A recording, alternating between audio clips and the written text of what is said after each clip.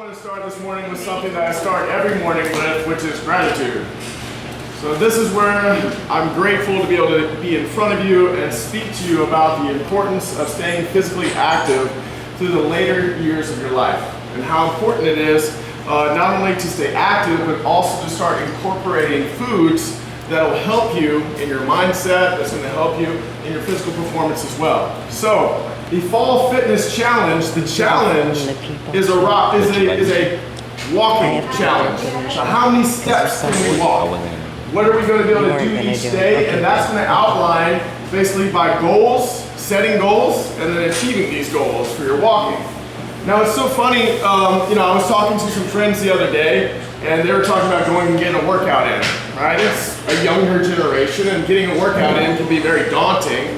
But they didn't want to go. And the reason why they didn't want to go is because their brain started telling them, I can skip it today. Right? Today I have no time to go to the gym. When really that isn't the case, that is a rationalization of your brain on why you can't do something. But what happens when you set a goal and then you don't do it? You end up feeling worse about yourself, right? That festers inside of you. And you know you should be doing something, but you're not doing it. And what really holds us back at that point is our brain. So something that I had to learn through in my own experience is that my thoughts and everything that you think about is not actually you. Right? Your brain thinks involuntarily like your heart beats involuntarily. It's just its job. So in this sense, you're going to have to battle this, because this might be something that's very new for some of you. Getting up every single day and being physically active. It might be something you used to do, or did, and then now it's something that you want to bring back into your life because you understand the importance of it. There's one thing that you should know is that motion creates emotion. So when I'm constantly sitting, or I'm constantly in a state in which I'm being distracted, maybe by a television or a screen, which is everywhere these days as well, our mood starts to shift into sedentary. And when we're sedentary, we actually start having thoughts of depression, of sadness, of loneliness, and all these things come together, and it makes it even harder to get up out of your chair and do something. Now, if you were just to stand up, flail your arms around, right, and start like being active, you'll notice that your state changes, right? So motion creates emotion. So as you get into motion, what happens neurologically? Well, neurologically, in your brain, when you go for a walk, dopamine and serotonin, which is our feel-good chemicals, right, the things that make us happy, are stimulated into your body. And that stimulation is really the thing that makes you feel good through the walk. And then once you get done with the walk, the sense of accomplishment, of patting yourself on the back and achieving that goal, is really what amplifies that good feeling. So to be able to have the energy to go on a walk, right? So you're going to set goals every single day. Today I'm going to walk 1,000 steps. Tomorrow I'm going to do 1,200 steps as we try and increase and get better at what we're doing. What happens is you're now doing something that expends more energy, right? So where does energy come from? It comes from the foods that we ingest and how frequently we ingest the foods. If there's one thing I've noticed from the older population is that eating starts to become less and less as activity starts to become less and less. And they go together. So for you to have the energy to be able to do what you're about to do, we need to start eating, and maybe even eating more frequently. Let's say you eat twice a day. Why not try 4 times? And in smaller meals, something that consistently keeps your energy moving throughout the day. And what that does is it makes it so that you don't get mentally drained, which is number one. Because if you want to do anything, you got to get control of your mind first. And then after that, physically going through the walk, you want to make sure that you have the energy for that. So how many eat breakfast? Y'all eat breakfast? That's good. Hey, I appreciate the show of hands. I didn't even ask for it, but I just put my hand up and assumed that was going to happen. That's good. Starting the day off with breakfast is definitely the way to be able to increase your energy through the morning and really even set the tone for it.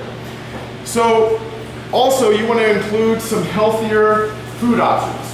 Unfortunately, in America, if I go down this way, I can probably find a Whataburger. If I go down this way, I can probably find a Taco Bell, but I can't find a place to get a salad, right? Or a grilled chicken with a sweet potato, something that is inherently healthy with whole foods.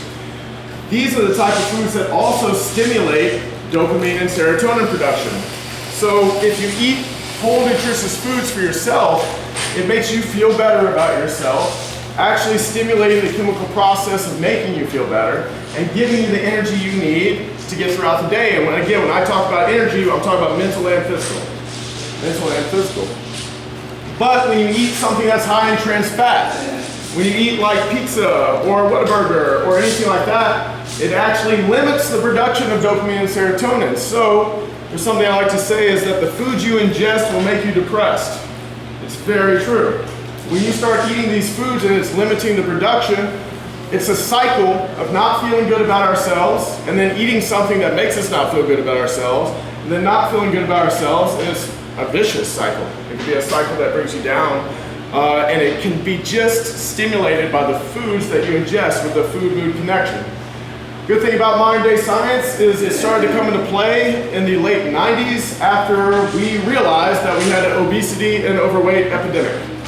And now in America, I think the stat is that 60% of the American population is either obese or overweight. That's more than half, right? And what happened was that nobody noticed all these fast food chains and easily accessible food was actually bad for us. And then we woke up one day and we're like, oh, crap, here we are. So then all the science started coming out, and food-mood connection is something that came out of there, showing you that the foods that you're eating can really influence your mood. So the best thing that I think I can do for you today, if I were going to offer like the most value that I can, it would be to outline a morning routine. Because morning routines is what gets you into the mindset to do whatever it is that you're going to do that day.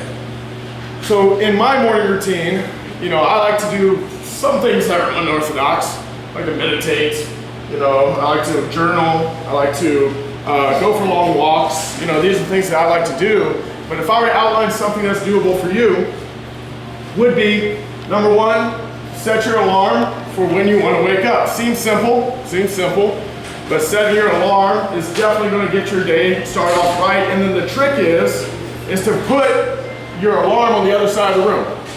Don't put it next to your bed, something that you can just hit and then roll back over. Make sure you have to get up out of bed, set your alarm, unset it, whatever starts your day. The next thing I like to do is immediately go outside. We live our lives in a box.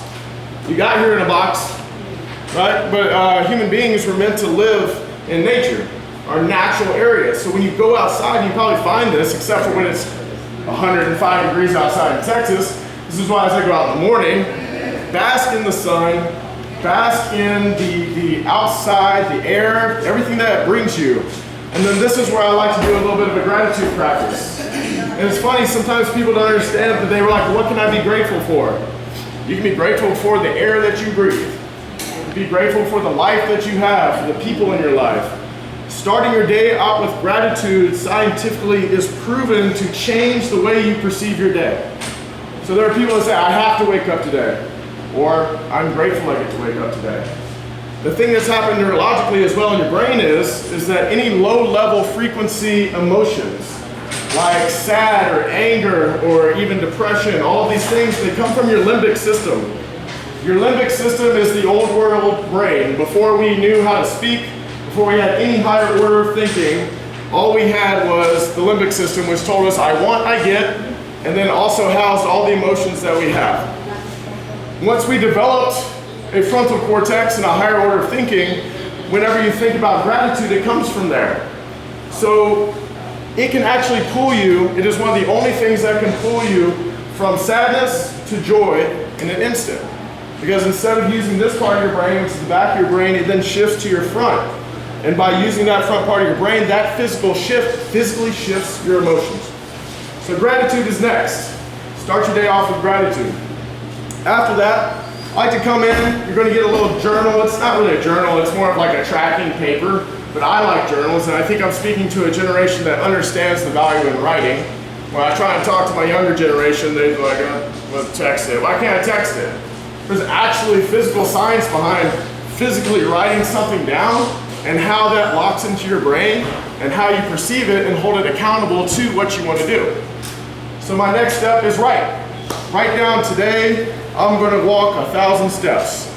How about this? Today, I'm also going to consciously give something to a friend, right? Whatever it is that you want to do, this is the time to do it. Drink a cup of coffee, whatever you like to do, right? After that, breakfast. Again, we're going to need some energy to go on this walk. So breakfast is going to be essential in the morning. With breakfast, you want to get a balance of the 3 macronutrients. The 3 main macronutrients are protein, carbohydrates, and fat. A good example would be like 2 whole eggs, an English muffin, or maybe some fruit. You're going to get your fats from the whole eggs, you're going to get protein from the eggs, muffin with the carbohydrates, and there's nothing wrong with watermelon in the summer. Right? So this is something that will get you going and get you feeling good as you get into your walk. Let your food digest, give it like 30 minutes, and then shut off your brain and just do. Get out, go for a walk.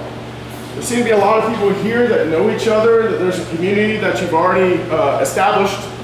And inside of this community, you can actually use physical fitness to strengthen the bond.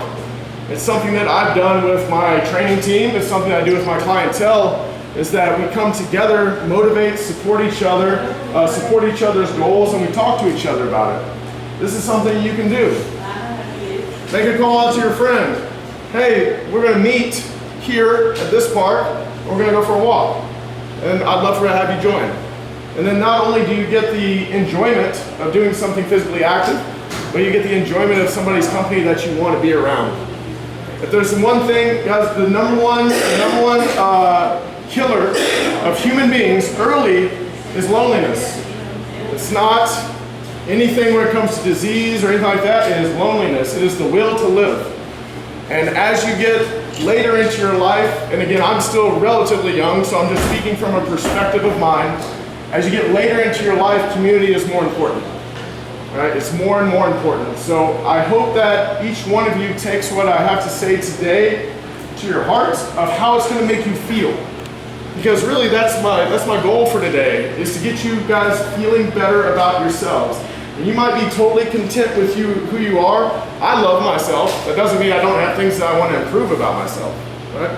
So this is what I'm just wanting you to get out of this, is that 1, it's going to take a shift in your routine to be able to do this. And then 2, once you do this and you go through this process, you're going to find yourself a completely different person 2 months down the way, 3 months down the way, and the only difference that you're going to have in your life is that you went for a walk. So, thank you for listening. I appreciate everybody here.